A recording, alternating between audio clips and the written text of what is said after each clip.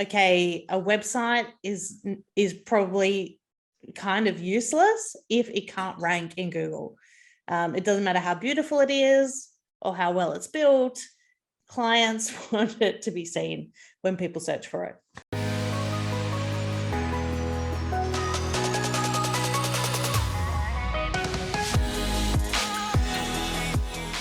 Welcome back to the Marketing Muscle Up podcast show. I'm Richard Turnji, the host of this show, also the founder of Com Marketing. We help you grow your fitness and wellness studio, personal training, and gym business. And today we want to talk all about the concept of Google My Business, the free platform that Google gives you to rank your business. And in today's ep, I've got Ev Chapman, Operations Manager at Com Marketing, joining me. How are you doing, Ev? I'm great. I'm looking forward to talking about Google My Business and SEO or DIY SEO. DIY SEO, yeah. Yep. It's an interesting game, SEO, search engine optimization. What's your first memory of ranking in Google, Ev? Maybe it goes back to when I had my own agency and you build websites for people and then they're like, how do I rank this as number one? And you're like, oh, I don't know. No, they say, how come it doesn't rank number one? Isn't that the better question? Yes.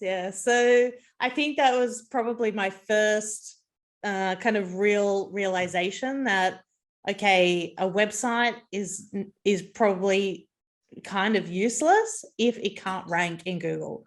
It doesn't matter how beautiful it is or how well it's built. Clients want it to be seen when people search for it.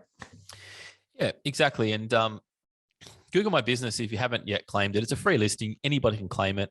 The easiest way to find this, if you haven't already, simply go to Google, type in your business, whatever your business name is. Yep. Or just type in Com Marketing or ABC Fitness or Harry's Gym. Oh, it's not Harry's Gym. It's Harry's Hot Dogs, I think, if you're in Sydney.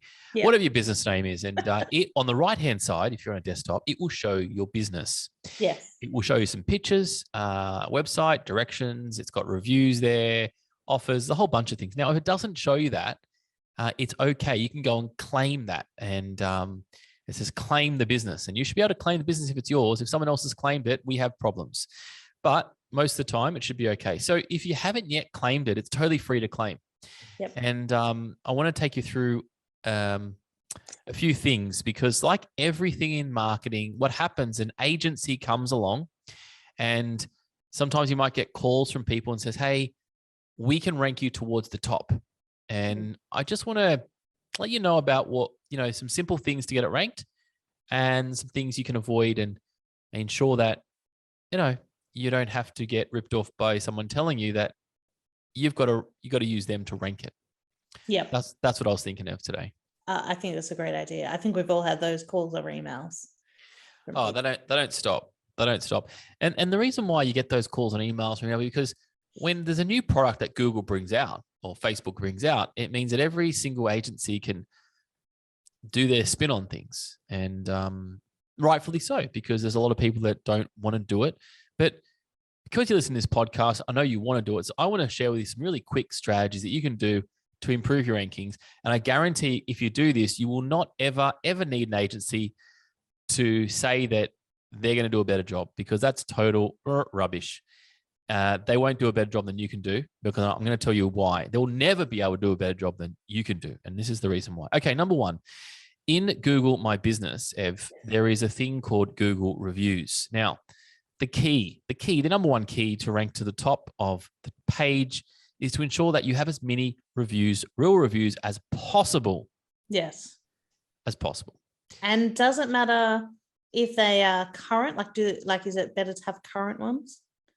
Yeah, you should always get new ones regularly, because then Google says, okay, this business is still in business. Yeah. And it shares that towards the top. So I would kind of put in the diary once a month to ask somebody to rank to get a review for your business. So if you had, get a whole bunch of reviews early on, and the best way to get reviews is really ask them, can you write a review? You can send them a direct link. So you just click on the review link in Google, right? Yep. Click on that. And then you can literally copy and paste the URL Yep. and then give that to someone and say, hey, just click here and you can send us a review. It's very simple.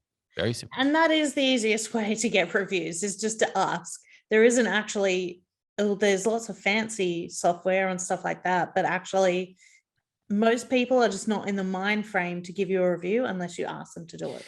Yeah, totally. So just send a review and just ask them. So you have a conversation, then send a link, text message or email, send a link. And so do a review. Now, when somebody does give you a review, make sure you reply back to the reviews. This is a bit of a ninja move here. Reply back to the review. And then in the reply, make sure you use a keyword. And a keyword means, generally in your business, it would mean the service that you do. So personal training or group fitness or exercise or gym. And you can also include the suburb that you're in as well. So someone say, hey, it was so good to have a training session this morning. You reply back and you say, it's great to have you here, Ev, training in our gym in Blacktown. So looking forward to your continued growth, right? So you're putting a keyword, your suburb, and your speciality in the return sender on the review, and make sure that you like it. Yeah, it's good. And that's what the agencies will do. Well, they won't do, but it's the fastest way to get reviews. Yeah, okay. But what about bad reviews? Well, bad reviews, what can you do about those? Unfortunately, going to come if you do anything or you don't do anything. Bad reviews are just bad. Yeah. Bad reviews are going to happen. It's going to happen less in our industry.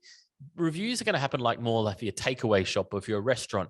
You're serving so many customers and you have one bad night and, that they're going to put you in the stakes and, burn you alight. But in the fitness industry, we generally know most of our clients, right? And so we generally have less bad reviews in this industry because we're a one-on-one industry. And so you generally get less, but sometimes you get bad, like, I remember getting a bad review because we rented out someone's office like 8 years ago. And then 4 years ago, they came 4 years later. They said, hey, it leaked in my office or something like that. And how's that my fault?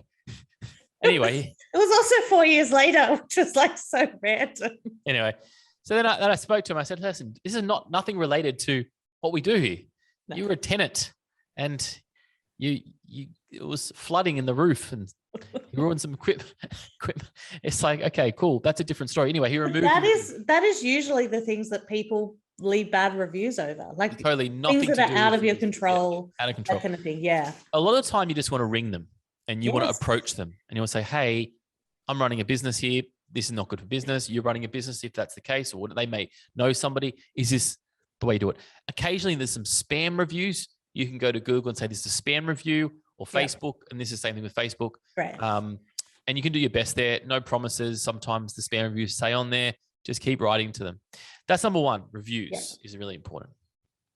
Number two is really important to fill in, obviously, your description, your address, your opening hours, as much content as they give you. Every line you want to fill in, because we know why people use Google is because Google is a platform that the algorithm is really good. That's why people use it, right? So fill in all that stuff, keep it current, things like that. Don't, if you change your address, all those kind of things.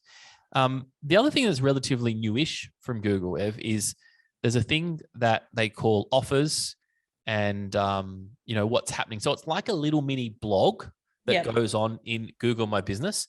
So it doesn't last, offers, and then there is a way that you can, it's like a mini story or blog and posts. Yeah, posts. They last for, I think, 7 days, they disappear or something like that. Oh, right. A short period. It could be 30 days. They're always changing. And keep those active and current. And you could just take the content from a post or a social post and put that across there. So again, put in your diary to make sure that you keep them updated and current. Again, like we just said, ensure there's a keyword in there. A keyword is your business, service, you're a gym, you're a personal trainer, your suburb. And that's all you need to know. And everything else that you write will be better because it's organic words that you use. So you don't have to go to what keywords you're using. Just keep it simple. Yeah. If you're going to write the word fitness and weight loss and health, and that's what Google's looking for. They're looking for organic posts. Most important, and organic posts, organic posting. And then finally we've got photos. Photos are important. Yep, photos are important. So if you haven't yet updated photos, update them.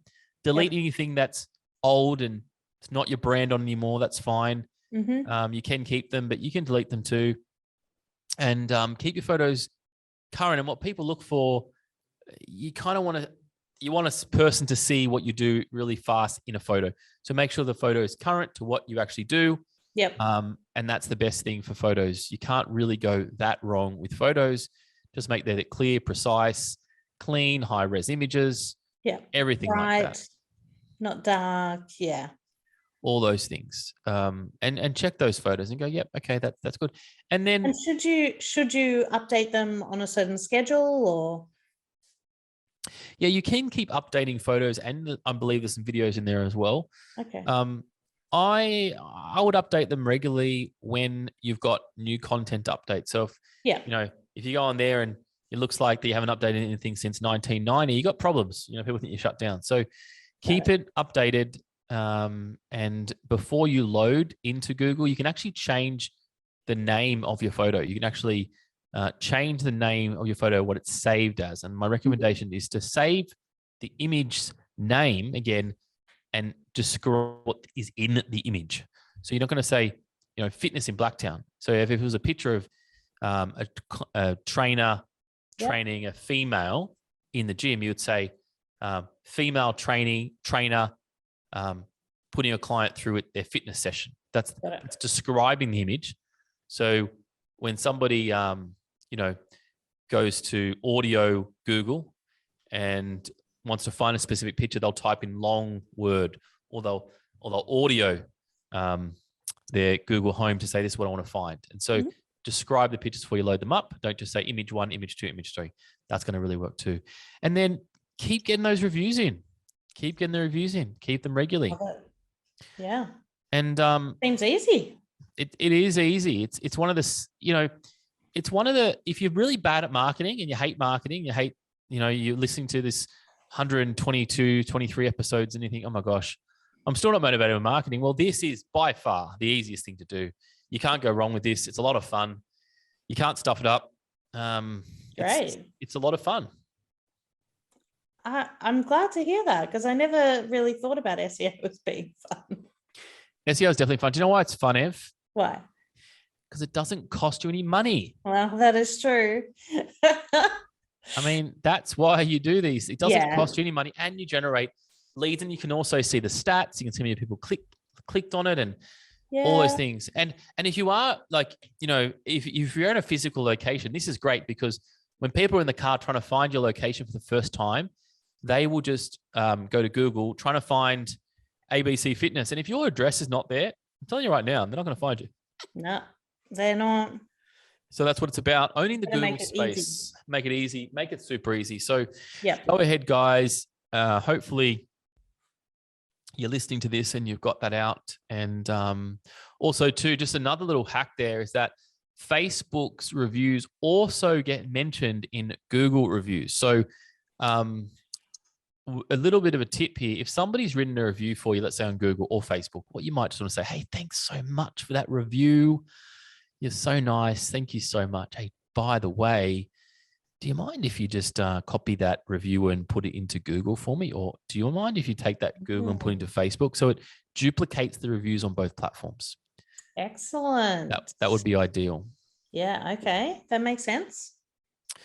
Totally. So that's the game of SEO. And if there's an agency that says, hey, we can rank your Google My Business up, quite frankly, unless there's some good proof that they can do anything more than I just said, I would probably keep that money in your back pocket. Yeah. I think that it is better in your back pocket than in an SEO agency. Totally. Totally. And these are little hacks and tricks that, again, help you to generate, leads from multiple sources, not just one. We know that the best way to generate leads is from referrals. And if they've seen you, they're being referred, the first place they're going to do is Google your business name. And we know that conversion metric is going to be way more than a Facebook lead. So sometimes we don't need thousands of leads. We need the right ones that are walking through the doors. And this is a great way to do that. Yeah, and it's a long game way to do it. It will last for a long time rather than when you have Facebook, you either turn it on or off. And when it's Yeah. off, it just stops working. Yeah. Totally. Yeah. So team, that's what this one is about. Very simple, very tactical. Get it going and learn how to take back control of your business marketing results. If you need any help on that, and if you want to sort of see how that looks in the bigger picture, my recommendations is to jump on commarketing.com.au, book yourself a marketing muscle up, and we can give you a 3-step strategy plan to move your fitness business forward in these different times. So if you are experiencing a lack of leads, if you are experiencing anything inconsistent leads, and you do want to stay in this game long-term, not short game, definitely jump onto there and we can take it from there. Yeah. Awesome. Well, thanks, Ev. We'll catch you next time. Thank you. And if anybody's listened to this your first time, welcome. So good to have you here. We'll catch you again on the Marketing Muscle Up podcast show. Bye for now.